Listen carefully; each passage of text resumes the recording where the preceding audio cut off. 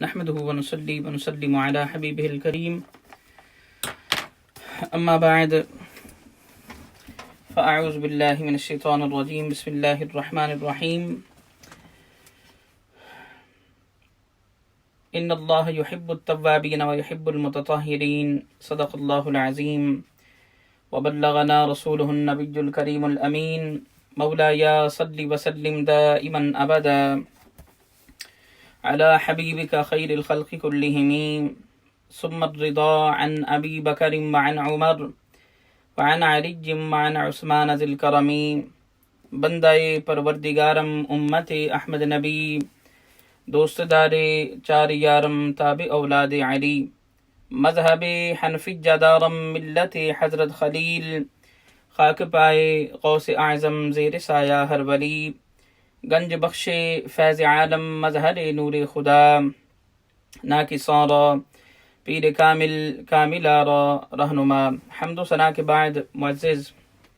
سامعین کرام ذوی الاحتشام بزرگوں دوستوں محترم بھائیوں اور بہنوں، جس طرح آپ جانتے ہیں کہ یو کے برطانیہ کے اندر لاک ڈاؤن کا سلسلہ جو ہے وہ شروع ہوا ہے، اور خصوصی طور پر جو پچھلے چند گھنٹے گزرے ہیں اس کے اندر بہت زیادہ اس معاملے میں سختی کی گئی ہے۔ تو اس حساب سے ظاہر ہے جو مساجد ہیں اس کے اندر بھی لاک ڈاؤن کا سلسلہ جاری ہے، اور بالکل جو سروسز ہیں ان کو سسپینڈ کیا گیا ہے، نہ ہی وہاں پر باجماعت نماز ادا کی جا رہی ہے، نہ درس و تدریس کا معاملہ ہے، اور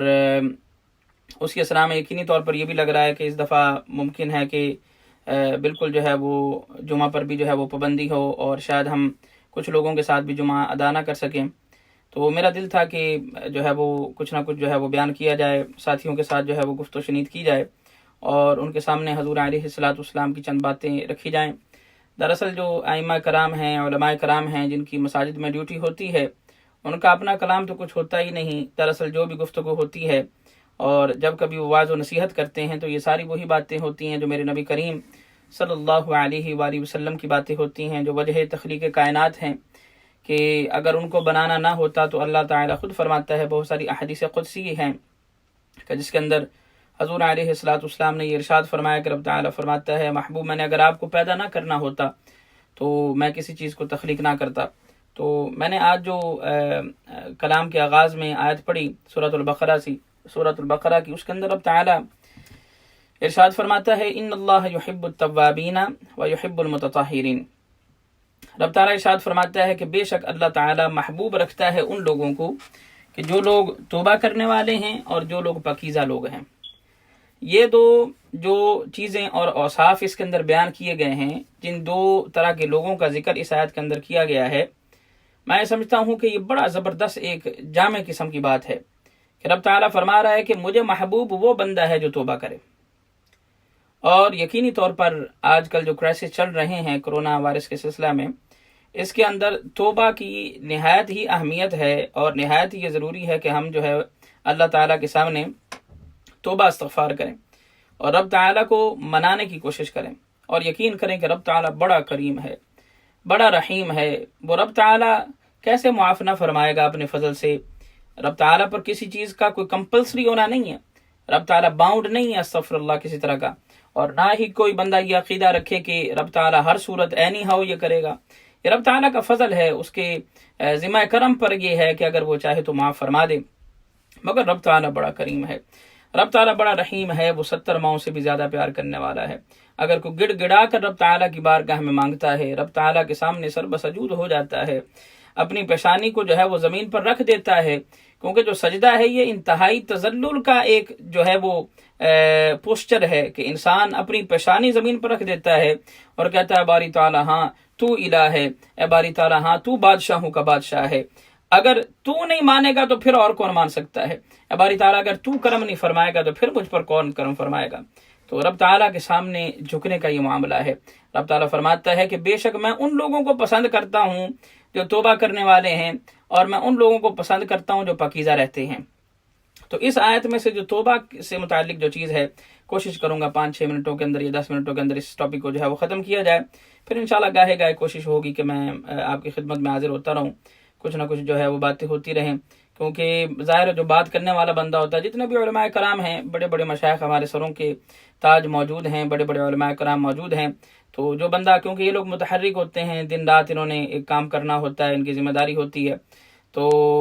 سیدھی بات یہ ہے کہ اگر عام لفظوں میں یہ کہوں کہ انتہا کی جو ہے وہ بوریت بھی ہے، اور انتہا کا اس چیز کا احساس ہے رب تعالیٰ کی ناراضگی کا، اور انتہائی اس چیز کا احساس ہے کہ کاش، اور اس چیز کی تڑپ ہے اندر اور طلب ہے کہ کاش ہم لوگوں سے گفتگو کریں، تو میں نے سوچا کہ یہی ایک ذریعہ ہے کہ جس کے ذریعے ایزیلی ہم گفتگو کر سکتے ہیں۔ یقینی طور پر جتنے لوگ بھی سنیں گے، کسی ایک کے دل کو چوٹ لگ گئی اور رب تعالیٰ کے سامنے وہ جھک گیا، رب تعالیٰ کو منانے والا ہو گیا، تو کام جہاں اس کا بننا ہے ہمارا بھی ساتھ کم بن جائے گا۔ یعنی یہ ایک طرح کا لالچ ہے، اور ایسا لالچ کرنا جائز ہے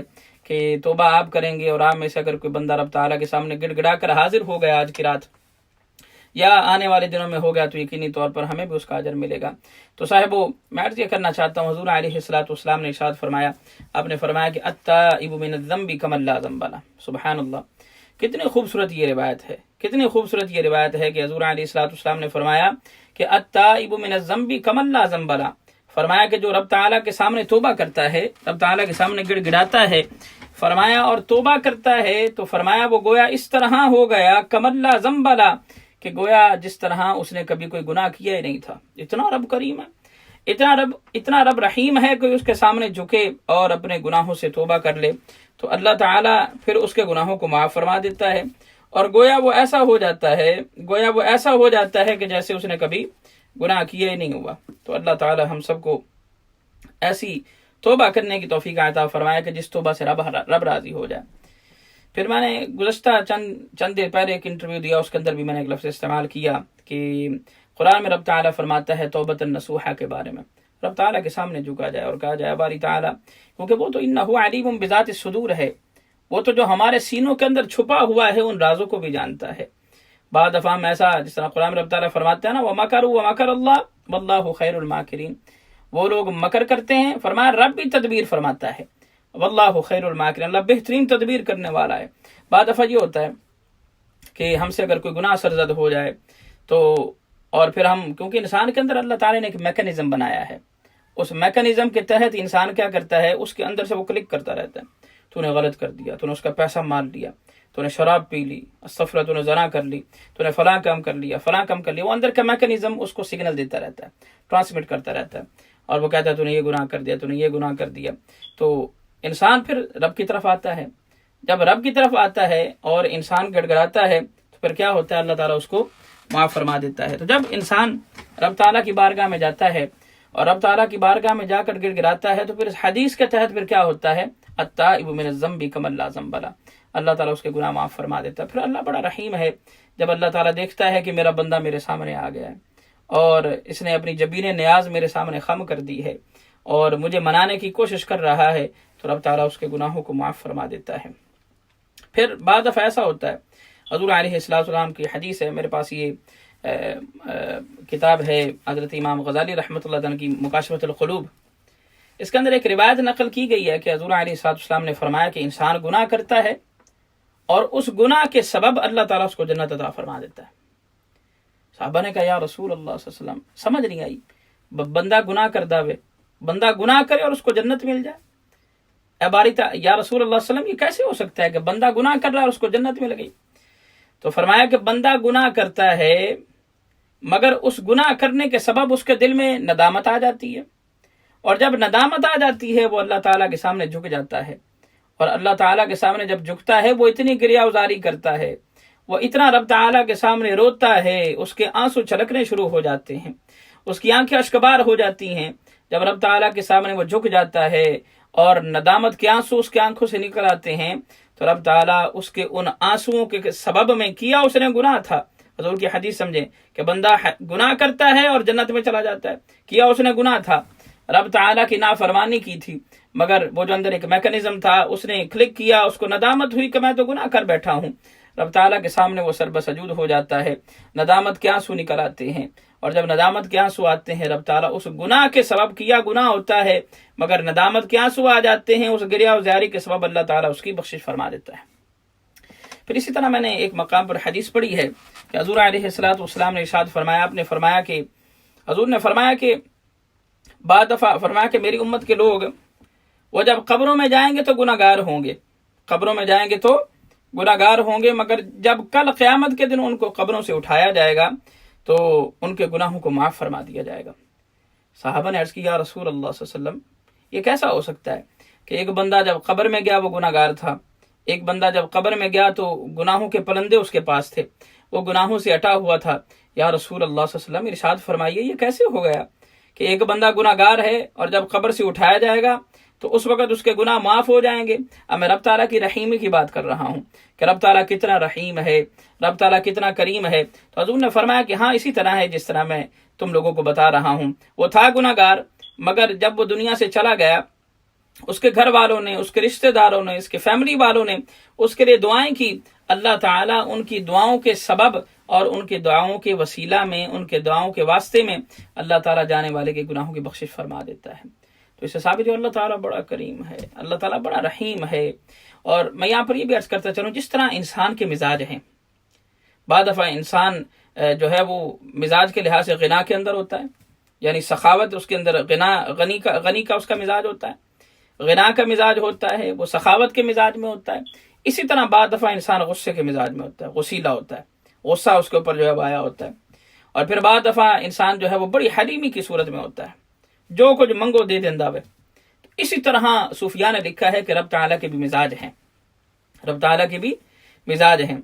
تو اس لیے صوفیاء یہ فرماتے ہیں، اور جو اللہ کے نیک بندے ہوتے ہیں، اللہ کے قرب والے لوگ ہوتے ہیں، ان کو ان اوقات کا پتہ ہوتا ہے، ان وقتوں کا پتہ ہوتا ہے، ان ساعتوں کا پتہ ہوتا ہے جب رب تعالیٰ سخاوت کے مزاج میں ہوتا ہے، جب رب تعالیٰ رحیمی کے مزاج میں ہوتا ہے، جب رب تعالیٰ کریمی کے مزاج میں ہوتا ہے۔ اور اکثر صوفیاء یہ فرماتے ہیں کہ یہ رات کا خاص وقت تہجد کا وقت ہوتا ہے، کہ انسان اگر تہجد کے وقت اٹھتا ہے، اب آپ دیکھیں نا، اگر کوئی آرملے میں اٹھا، جہاں پہ میں موجود ہوں، کوئی لیڈز میں اٹھا رات کو، اور رات کو اٹھ کر اس نے مصلی بچھایا، اور مصلی بچھا کر جو کنڈیشنز ہیں تہجد کی پوری کی، اور اس نے تہجد ادا کی، رب تعالیٰ بڑا کریم ہے، جب دیکھتا ہے کہ یار سارا اللہ ستاوے، ایک بندہ اٹھ کے مینوں منا رہے آوے، تو رب تعالیٰ اس پر اپنا فضل فرما دیتا ہے۔ تو میں عرض کر رہا تھا کہ صوفیاء کو پتہ ہوتا ہے کہ کون سا وقت ایسا ہے کہ جب رب تعالیٰ کا یہ مزاج ہوتا ہے، یعنی عام لفظوں میں موڈ، اس موڈ میں ہوتا ہے، تو رب تعالیٰ اپنے فضل سے لوگوں کی بخشش فرما دیتا ہے۔ تو حضور کی بڑی ہی یہ پیاری حدیث تھی کہ حضور نے فرمایا کہ بندہ جو ہے وہ گناہ کرتا ہے اور گناہ کے سبب پھر جنت میں چلا جاتا ہے۔ پھر اسی طرح ایک حدیث ہے کہ حضور علیہ السلام کی خدمت کے حبشی آیا، ایک دیہاتی ایک حبشی آیا، اگر اس کی یا رسول اللہ صلی اللہ علیہ وسلم جب میں گناہ کرتا ہوں کیا رب تعالیٰ دیکھتا ہے؟ اب یہ بات بڑی کام کی ہے، اگر اس بات کو ہم غور سے سنیں گے تو کلیجہ بار کو آتا ہے، یہ بڑی بڑی بڑی کام کی حدیث ہے۔ اور خدا جانتا ہے کہ جب احادیث پڑھی جاتی ہیں بعض دفعہ بڑی کیفیات پیدا ہو جاتی ہیں، اپنے اندر احادیث پڑھنے کا شغف پیدا کریں، اپنے اندر قرآن پڑھنے کا شغف پیدا کریں، اپنے آپ کو جو ہے جب آپ قرآن، کیونکہ حدیث میں آتا ہے کہ اگر رب سے کسی نے کلام کرنا ہو تو وہ قرآن پڑھنا شروع کر دے۔ ایک حدیث نماز کے بارے میں بھی آتی ہے کہ جب کسی نے رب سے کلام کرنا ہو تو وہ نماز شروع کر دے کہ رب تعالیٰ سے ہم کلامی ہے۔ اسی طرح پھر اگر ایک حدیث میں یہ آتا ہے، علماء کی نظروں سے یہ چیزیں یقینی طور پر پوشیدہ نہیں ہیں، عوام کے لیے میں عرض کر رہا ہوں، سارے ہی آپ خواص ہیں، لیکن میں جس معاملے میں یا جس طرز میں گفتگو کر رہا ہوں انشاءاللہ وہ آپ کو پتہ لگ رہی ہوگی کہ عوام کے لیے یہ ہے کہ جب انسان جو ہے وہ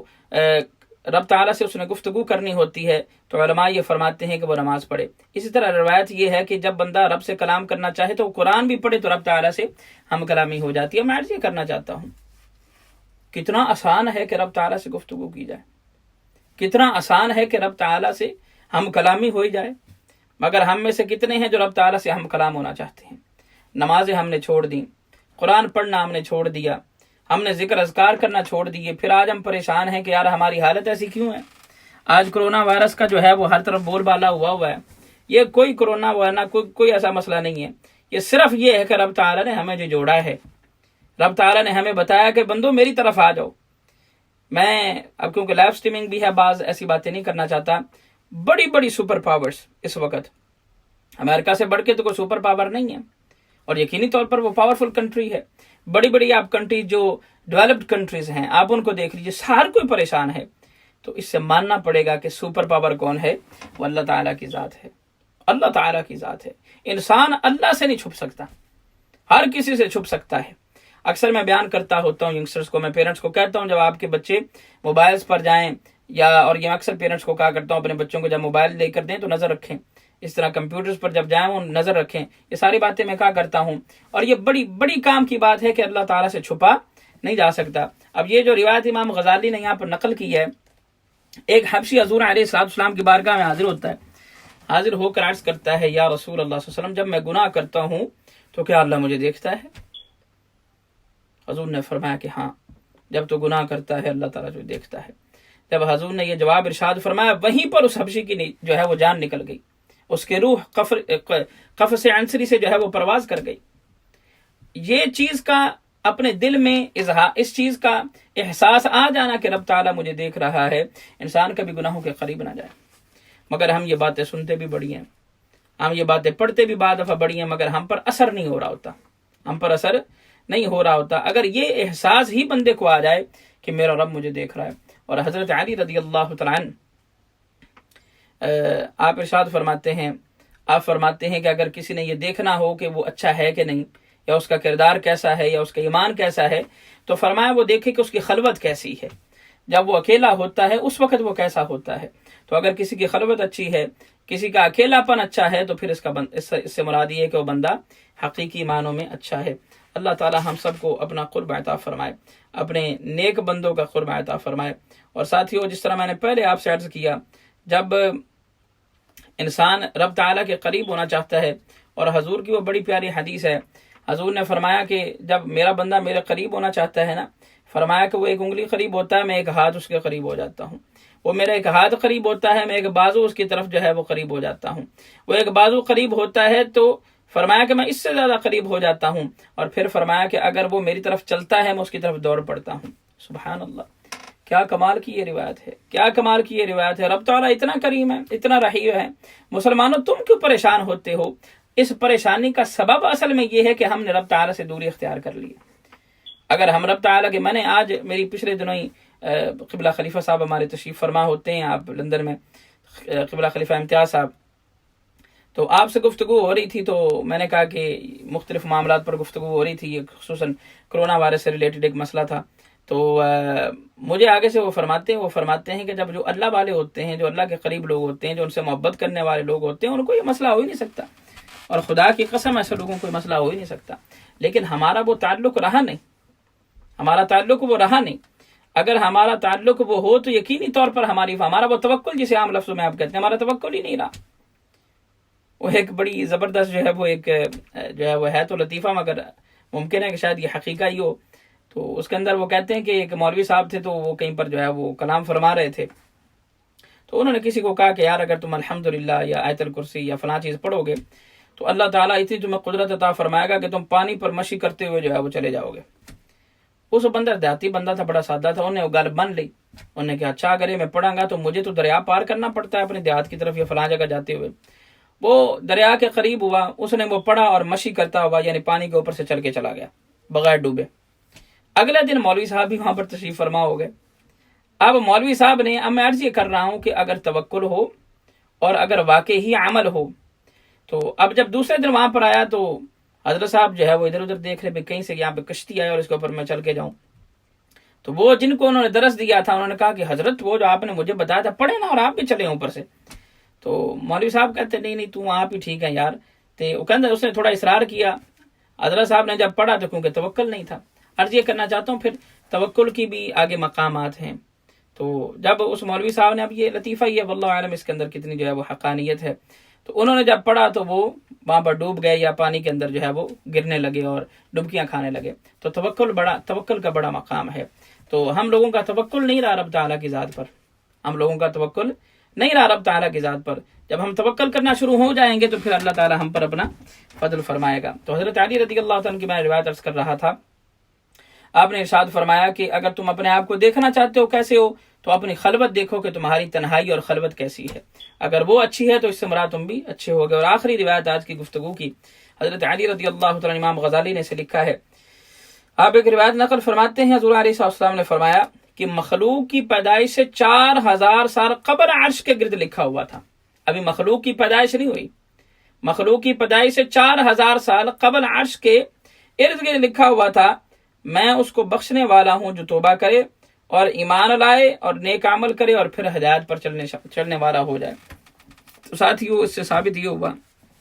ابھی بندہ پیدا نہیں ہوا، گناہ گار جس نے گناہ کرنا ہے وہ پیدا نہیں ہوا، اور اللہ تعالیٰ نے 4000 سال قبل اس کی پیدائش سے بھی پہلے عرش کے ارد گرد لکھا ہوا ہے جو توبہ کرے گا اس کی میں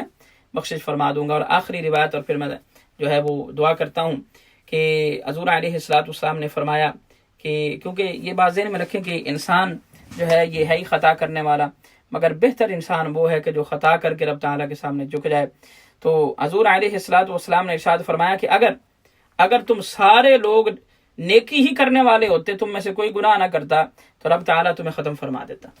اور ایسے لوگوں کو پھر پیدا فرماتا کہ جو گناہ کرتے اور گناہ کر کے رب تعالیٰ کے سامنے جھک جاتے، اور رب تعالیٰ ان کے جھکنے کے سبب اور ان کی توبہ استغفار کے سبب ان کی بخشش فرما دیتا اور ان سے خوش ہو جاتا۔